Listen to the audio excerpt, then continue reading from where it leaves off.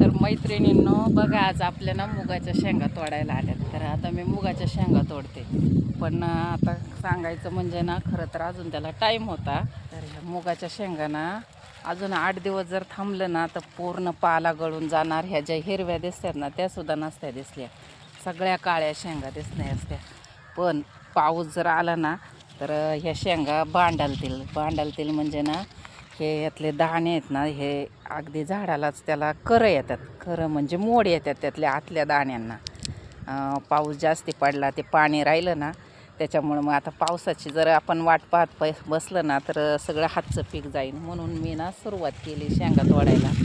तर बघा आता मी किती तोडल्यात आणि अजून एवढं राहिले तोडायचं. म्हणजे आत्ताशी 2 वाफं पण नाही पूर्ण झालेलं, अजून इकडं राहिलं आहे तोडायचा.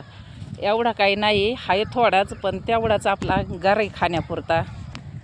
तर हे बघा मी एवढ्या तोडल्यात आता आल्यावरती, म्हणजे चांगले गमेलं बरं.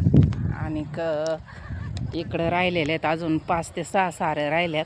एवढ्या नाही आहे, आपलं थोडाच केलेलं आहे, पण स्वतःच्या पुरतं भागणार आहे. आपल्याला पुरेल एवढं झालं म्हणजे देव देतो तेवढंच घ्यायचं, जेवढं आपल्या नशिबात आहे तेवढं. आता आपलं सोयाबीन गेलं, त्याला काय केलं, पण मूग मी म्हणते चांगलं आहे त्या मानाने, म्हणजे आपल्याला घरी खाण्यापुरतं.